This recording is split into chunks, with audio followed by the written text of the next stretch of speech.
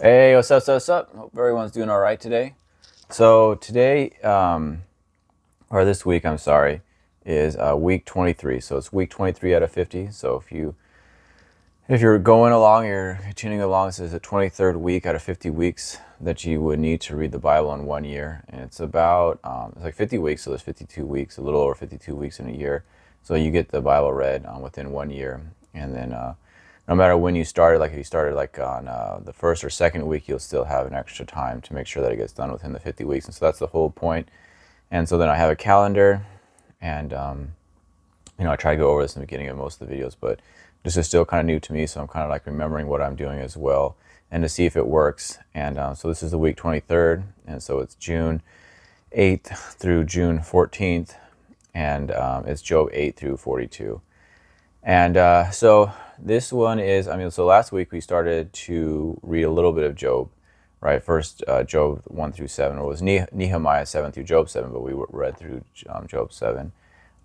And so, but this is the rest of Job, and so it just works out really well that if you read a certain amount of pages, it was 14 pages from my Bible, but I've gone through and I read it, the whole Bible, and so I've just broke it up into about 50 different pieces, and it's about the same amount each week, and so it's been working out pretty well actually. And so, like I said, this is actually pretty much all of Job, the majority of Job. And besides what happens at the very beginning, obviously what happens in the very beginning is a really interesting piece where all the sons of God are gathered and to do something. I forget exactly what it says, but then Satan's also there, and then God actually asks or talks to Satan first. I think at least from the interpretation that we get, and says, "Have you taken a look at my servant Job? There's no one like him on the earth." And Satan says, "Yeah, of course there is, because you have a hedge around him.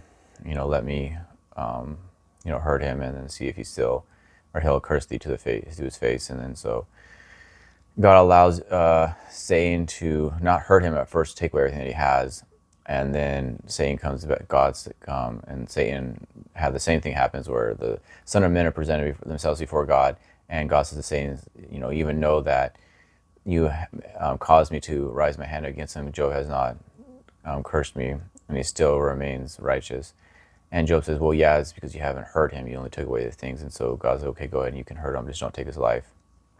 And so now you get Job through 8 through 42, or the rest, exactly what chapter that is, when God allows Satan to actually hurt Job physically instead of just take away his things. And then now you have it to where the rest of Job is, Job gets hurt, and then he has this dialogue between his three friends and then another a young person. I forget his name. So there's actually four people that talk to Job, and Job talks back, and then God eventually answers out of the whirlwind and talks to Job. And so, at first when I read this, there's a lot of things that come into mind, because the reading of it seems like it's poetic, right? But it doesn't seem to be really, it's not rhyming or anything. And I think what happens is that, or I think what happens is a possibility, at least, that although it doesn't rhyme in English, whatever language it was originally spoken in, it probably did rhyme, or probably had a lot more power to it, I guess, than when you translate it.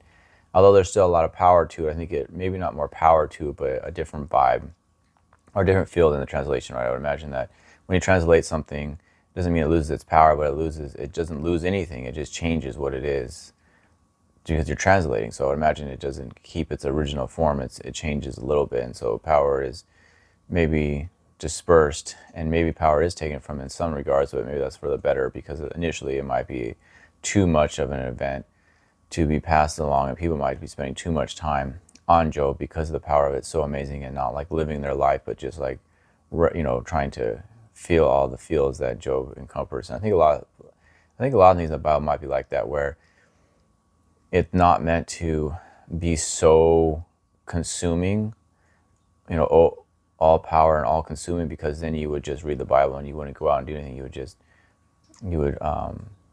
read the Word instead of actually living the Word. And I think that reading the Word or being part of the Word is very important. But I do believe that you have to live the Word and not just read the Word. And same things, you can't just pray for people, right? I forget. I think it's is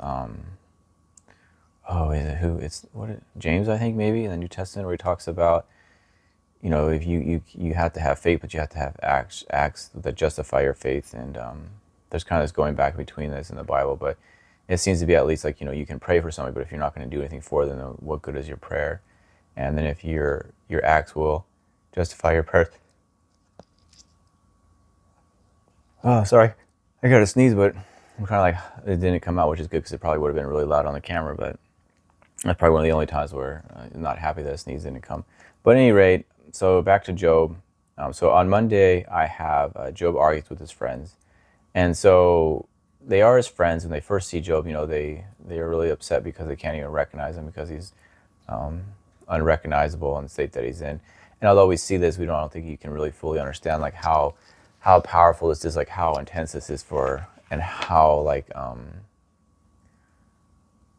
extreme this must be for them not to be able to recognize him, as far as like his boils and his stuff on his skin. And I think we all had sicknesses, but there's like a different sickness when sickness doesn't go away. Like if you have a sickness or you have pain, it's tolerable, but pain that doesn't go away is just like intolerable, and it just eventually keeps hurting you more and more and more. It keeps attacking your soul more and more and more.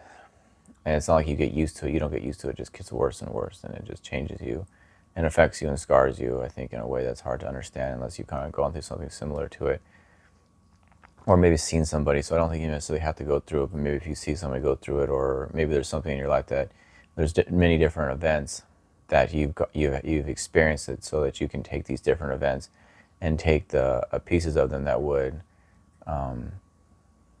be a piece of going through something where it's like really painful. So like, for example, like let's say instead of going through a situation where you have a bunch of pain and it doesn't go away, you can have situations where, okay, well, I've had pain, I've been in a lot of pain, and I've had situations where I felt like something wasn't going to go away, like like a relationship ends or something, and so the feeling of that relationship I feel like it's never going to end, and it just gets worse and worse because it feels so hopeless. So you can take the feeling that you've had a pain, and then take the feeling that you have a hopelessness of the relationship not ending, and then you can put those two together, and maybe that gives you enough understanding to understand what it would be like for pain, physical pain, not to ever lead, and just kind of like the building upon it, or just like where bad things happening to you over and over again, so you feel like bad things are never going to stop happening to you, and then you have physical pain, and you can kind of combine those two and understand what these things are. So I think a lot of events, if you just take pieces of one event and then you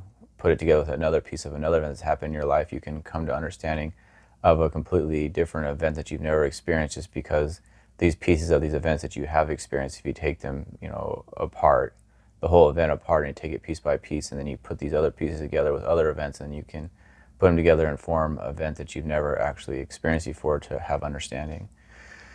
So, Job argues with his friends, and that's what I have on Monday. That's what kind of reflected on, and there's just a lot in Job, right? I can go on and on and on, but I just try to keep these under 15 minutes. And so Tuesday I have God answers Job. And when God answers Job, I do think it's like a personal response. At first, I kind of read this and I kind of understand, is this supposed to be poetic, but it doesn't really seem that poetic. It's not rhyming, but I think that these events, and like, was God just like kind of like bragging or something? Like, what are these events about Leviathan? And I think that some of these things that God talks to Job about are like personal events that's happened in Job's life for him to like, or like God's like, I mean, at least for me, maybe it's like this thing where at least I like have this, where I like personally brings it home to me, is that, these things that God talks about, the rain and the water and the Leviathan and the horses and the wild asses that are inside in the wilderness. I think these are personal things that God's talking to Job about, that Job's experienced in his own life. And, I think it's just like a thing where it's just very personal to Job.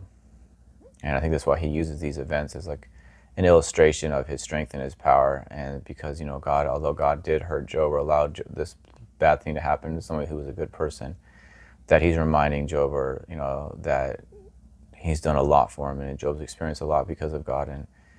And he's very precious in God's eyes, and it's a very personal relationship, and God's not just abandoning him, even though it might feel like it. He's there with him. He's understanding these things, and he has had a personal relationship, and Job has had a lot of experiences probably that were above and beyond the normal experiences of a typical person. And so these experiences that are also bad above a typical person, he's also had experiences that were great because of his righteousness and him loving God. And then on Wednesday, I have Job's three friends did not speak correctly of God. And so the other guy that's younger too, God doesn't say that he didn't speak incorrectly of him, but he also doesn't give him like the ability, doesn't say that he can go and Job can, sacrifice, or these guys, they bring these things to sacrifice to Job so they can be forgiven. He doesn't give that option to the younger person that speaks about Job. And one of the things the younger person says about Job is that he walks with the wicked, or something to that extent. Keeps company with the wicked, or something like that. And some of these things that the younger person said against Job, I mean, maybe you have two things here. Either what the younger person says about Job is correctly, and that's why God doesn't say that it's right, or doesn't say that it's wrong, but God doesn't say it's right either, and doesn't say it's wrong, or because the things that he says about Job are just not even like forgivable, and so he's not even giving this younger person the option to get a chance to be forgiven by the sacrifices. And so these two different extremes, because God doesn't say anything about the younger person who answers Job, but the other three friends that answer Job, God says that they're incorrectly. So you definitely have this thing where things that are written in the Bible versus that are written in the Bible are definitely not necessarily true, because God's saying this thing that was written in the Bible, even though it's written in the Bible, God's himself saying that it's not accurate view of him. So there's definitely things in the Bible that are written about God that are not accurate, because God himself says that these things that his friends said are not accurate. God didn't say that all the things that his friends say are not accurate, but I think that the evidence points to a conclusion that these things that are written about God and Job that his friends are saying are not accurate. So therefore, I think that it's evidence to say that the things in the Bible that are written are not accurate. They say things about God, and so that's just like a thing to kind of keep in the back of your mind, at least for me. And then so I have, on Thursday, I thought about Job speaks correctly about God. And once again, God didn't say that everything he speaks is correctly about God, but I think that the main ideas of the themes is spoken correctly about God. And I think that it's hard for me to really understand, because can't really understand everything that Job's saying, but it does seem to be that Job saying that God is just doesn't hurt those that are good, and doesn't just bless those that are good and hurt those that are bad. That there's like a difference between the two. And sometimes that bad people get good things, and sometimes good people get bad things. And Job just seems to want to talk to God and answer and ask why this is happening. I don't think he's saying that God is unjust. I just think that Job just wants to be able to understand why. He's asking the why, he's seeking the why, not damning God or saying that God's wrong, but he's seeking the why. He's not damning, he's just questioning the why this is. And he's saying that this event is true, and he can see this played out. And Job's friends that seem to be like, no, this is not true. God would not allow good things to happen to the wicked and to punish those that are righteous. But Job's like, yes, this does happen. So and at the very ending, God does say that Job's correct. And then Friday, I put God gives Job a lot. And so it's really interesting on Friday on, God gives Job a lot, because initially he takes away his family, his sons and his daughters, and then he gives them more. And so there's always this thing, is like, why would this, it's all about Job, but then these people that die, that they don't seem to be a part of it. And there's like many conclusions that you can come to this, either because Job says that, he sacrifices to make sure that they don't have any sins, but maybe that's not something you can do. You can't sacrifice for other people's sins. I can't go and, like, I have a friend or a family and then go and ask for forgiveness for their sins. It's not something that I can do. That's something that they need themselves to do, even though your heart is in the right place. And so Job's heart in the right place, this is what he believes is reality. But you can, in the Old Testament, you definitely, there are people that you can sacrifice for the people for their sins, but maybe not just all their sins. Like some of their sins you can sacrifice for.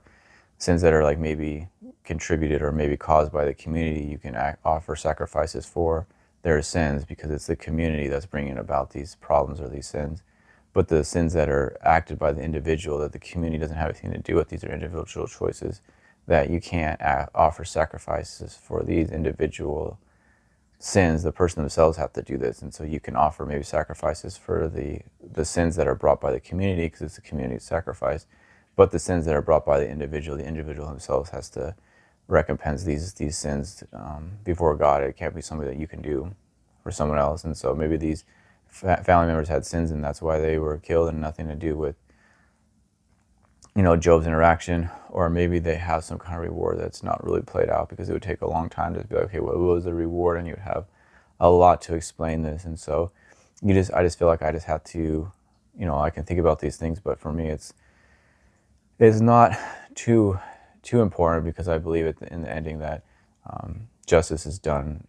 God's vengeance is justified and God's reward is justified, and there's nothing that can escape these things. I think that, I think it's pretty self-evident that existence itself is pretty much based on the idea, or at least a part of it at least, is, God cannot lie. And also I believe that, part of this is that justice will be done, and those that deserve punishment will get it, and then those that deserve reward will get it. And I don't think that these two things can be avoided. And I think this is pretty self-evident in the Bible. So yeah, that's pretty much Job 8-42. And, I hope everyone's doing okay. And I think Job's a lot, and I think that you can study Job for a long time, and you can come to a lot of conclusions out of it. And it's a very powerful book. All the books in the Bible are very powerful, but I think some are just maybe a little bit more easy to understand. And I think Job is a little bit, there's a lot there, but on the surface it's somewhat easy to understand. But then also there's a lot of deep stuff in there. And so each book of the Bible, I would imagine, is meant for a certain thing. And Job is, for me at least, it's very very relatable. So anyways, hope everyone's doing okay. God bless, and happy truth seeking.